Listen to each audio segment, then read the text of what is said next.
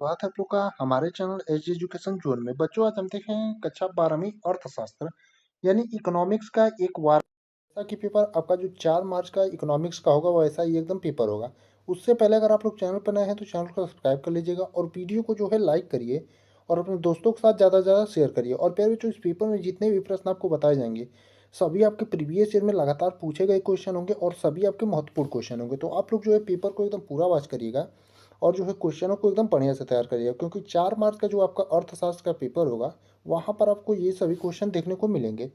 तो देखेंगे आपका सबसे पहले बहुविकल्पी प्रश्न। तो पहला वाला दिया है आपका कि मांग वक्र संबंध व्यक्त करता है, यानी कि प्यारे बच्चों आपका मांग वक्र जो संबंध है वो व्यक्त करता है। आपका अ में दिया है लागत एवं मूल्य के बीच, ब में दिया है मूल्य एवं विक्रय के बीच, स में दिया है आपका लागत एवं आय के बीच और द में दिया है मांग एवं कीमत के बीच। तो प्यारे बच्चों आपका मांग वक्र जो है वो क्या व्यक्त करता है, तो आपका जो है मांग एवं कीमत के बीच, यानी कि आपका जो सही उत्तर होगा ऑप्शन नंबर द होगा, यानी मांग एवं कीमत के बीच।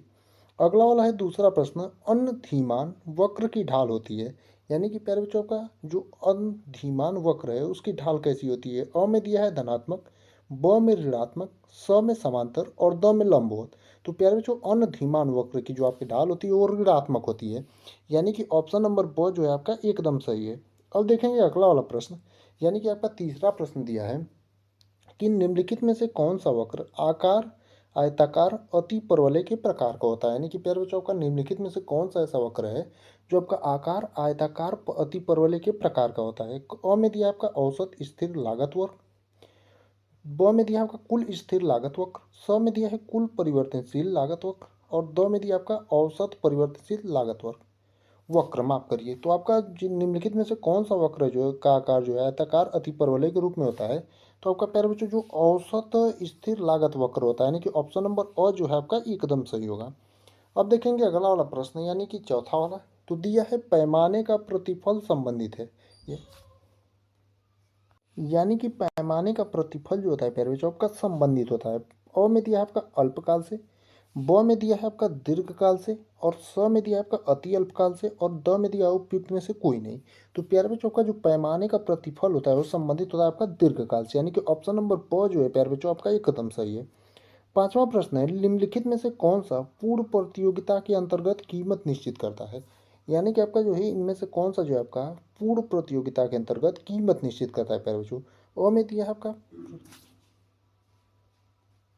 प्रतिनिधि फर्म, ब में दिया है सामान्य फर्म और स में दिया है उद्योग और द में दिया है सरकार। यानी कि निम्नलिखित में से कौन सा जो है प्यारे बच्चों को पूर्ण प्रतियोगिता के अंतर्गत कीमत निश्चित करता है। तो जो आपका सही उत्तर होगा प्यारे बच्चों इसका सी वाला ऑप्शन होगा, यानी उद्योग जो है आपका पूर्ण प्रतियोगिता के अंतर्गत कीमत निश्चित करता है। अब देखेंगे अगला वाला प्रश्न। तो दिया है निम्नलिखित में से कौन सा रिजर्व बैंक ऑफ इंडिया का कार्य नहीं है। यानी कि आपका इनमें से जो है आपका कौन सा जो है चारों ऑप्शनों में से रिजर्व बैंक ऑफ इंडिया का जो है कार्य नहीं है। पहला ऑप्शन दिया है प्यारे बच्चों आपका अ वाला व्यापारिक बैंक के कार्य, ब में दिया है साख नियंत्रण, स में दिया है सरकार का बैंक और द में दिया है मौद्रिक नीति का निर्धारण। तो प्यारे बच्चों इसमें से व्यापारिक बैंक के जो कार्य होते हैं आपका रिजर्व बैंक ऑफ इंडिया का कार्य नहीं होता है, यानी कि ऑप्शन नंबर अ जो है आपका एकदम सही है। अगला वाला प्रश्न देखेंगे सातवां वाला, भुगतान संतुलन एक वार्षिक लेखा विवरण है एक राष्ट्र के। यानी कि आपका अ वाला ऑप्शन दिया है आयात एवं निर्यात का, ब दिया है निर्यात वह आयात के कारण उत्पन्न आवेश अवशेष का, स में दिया है सोने एवं विदेशी मुद्रा की स्थिति का और द में दिया है अंतर्राष्ट्रीय व्यापार एवं वित्तीय सौदों का। तो प्यारे बच्चों का भुगतान संतुलन जो होता है एक वार्षिक लेखा विवरण है जो आपका किसका एक राष्ट्र की जो है अंतर्राष्ट्रीय व्यापार एवं वित्तीय सौदों का। अब देखेंगे अपना अगला वाला प्रश्न, यानी आठवां वाला। इससे पहले आपको बता दें कि अगर अभी तक आप लोगों ने चैनल को नहीं सब्सक्राइब किया तो सब्सक्राइब कर लीजिए, क्योंकि आपको जो है हर सब्जेक्ट का पेपर ऐसे ही जब तक आपका एग्जाम ना बीत जाए तब तक कराया जाएगा। तो अगला प्रश्न है, कुल पूर्ति एवं कुल मांग वक्र के आपसी सम्मिलन के बिंदु को निम्न रूप से जाना जाता है। अ में दिया आपका मांग अतिरेक, ब में दिया है मांग में कमी, स में दिया है प्रभावी मांग और द में दिया है आपका समग्र मांग। तो प्यारे बच्चों आपका जो कुल पूर्ति वक्र के आपसी सम्मिलन के बिंदु को निम्न रूप से जाना जाता है आपका प्रभावी मांग, यानी कि ऑप्शन नंबर 100 जो है आपका प्यारे बच्चों एकदम सही होगा, यानी कि प्रभावी मांग होगा। अगला प्रश्न है, मुद्रा की पूर्ति के लिए निम्नलिखित प्रत्ययों में से किसे भारत में विस्तृत मुद्रा कहा जाता है। यानी कि प्यारे बच्चों आपका मुद्रा की पूर्ति के लिए जो है निम्नलिखित में से जो आपका यानी कि जो चारों ऑप्शन दिए इनमें से प्रत्ययों में से भारत में विस्तृत मुद्रा कहा जाता है आपका M3 को। यानी कि ऑप्शन नंबर 100 जो है प्यारे बच्चों आपका एकदम सही है। अब देखेंगे अगला वाला प्रश्न यानी कि 10वां वाला। तो दिया है यदि सीमांत उपभोग प्रवृत्ति MPC 0.5 है तो आय गुणक होगा। आपका पहला ऑप्शन दिया है 2.0, ब में दिया है आपका 5.0 और 100 में 1.0 और द में जो है आपका 1.5। तो प्यारे बच्चों यदि सीमांत उपभोग प्रवृत्ति यानी MPC जो है 0.5 है तो आपका आय गुणांक जो होगा 2.0 होगा, यानी कि ऑप्शन नंबर अ आपका एकदम सही होगा। अब देखेंगे प्यारे बच्चों आपका अति लघु उत्तरीय प्रश्न और प्रत्येक जो है आपके 3-3 नंबर के होंगे। और प्यारे बच्चों जितने भी प्रश्न आज आपको इस क्लास में बताए जाएंगे सभी आपके बहुत ही महत्वपूर्ण होंगे, तो आप लोग जो एकदम पेपर को पूरा वाच करिएगा। तो पहला वाला प्रश्न है कि केंद्रीकृत योजनाबद्ध अर्थव्यवस्था क्या है। फिर जो वेरी इंपॉर्टेंट आपका प्रश्न है और आज का किसी न किसी सेट के पेपर में जो है 4 मार्च को एकदम 100% पूछा जाएगा। यानी कि केंद्रीकृत योजनाबद्ध अर्थव्यवस्था क्या है। 12वां वाला देखेंगे कुल उपयोगिता से आप क्या समझते हैं। यानी कि प्यारे बच्चों आपका जो कुल उपयोगिता है उससे आप क्या समझते हैं उसके बारे में आपको बताना रहेगा।